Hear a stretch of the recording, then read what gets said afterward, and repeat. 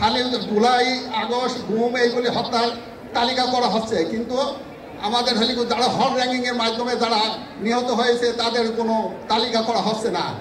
আমার ছেলে আবরাল ফাহাদ, তার কি দোষ ছিল?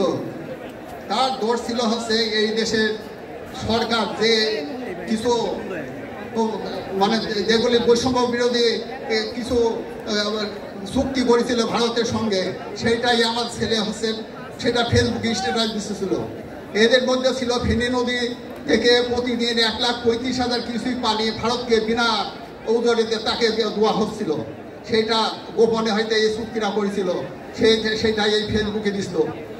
তারপর তৎকালীন 47 সালে দেশ ভাগ হওয়ার সময় তৎকালীন সরকার পশ্চিমবাংলার কলকাতা বন্দর ব্যবহার করার জন্য সেটা অনুমতি চেয়েছিল, কিন্তু সে তারা দিয়েছিল না। তার বিনিময়ে এই ফেসিবাদ সরকার মোল্লা পোর্ট তাদের ব্যবহার করার জন্য অনুমতি দেওয়া হয়। তাছাড়া আমাদের দেশে মাছ আমরা পাই না, ইলিশ মাছ পাই না, সেই ইলিশ মাছ অল্প দামে তাকে ভারতকে দেওয়া হতো।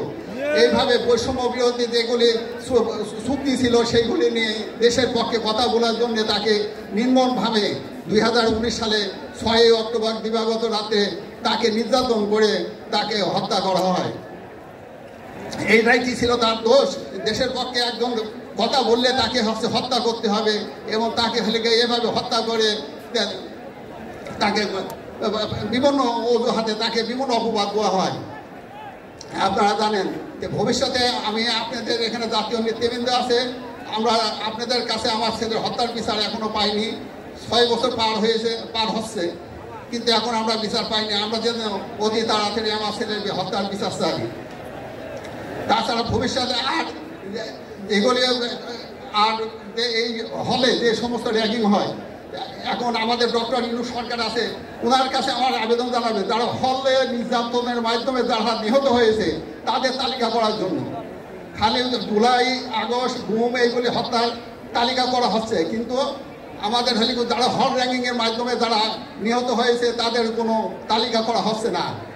বর্তমান সরকারকে আমরা আবেদন জানাই যেন একটা তালিকা তৈরি করা হয়, আর আমাদের দেশে একটা গণতান্ত্রিক সরকার যাতে প্রতিষ্ঠিত হয়, এমন শহীদের রক্ত যাতে ভবিষ্যতে বেতা না যায়, সেই আশাবাদ ব্যক্ত করে আমি আমার বক্তব্য শেষ করছি। আসসালামু আলাইকুম।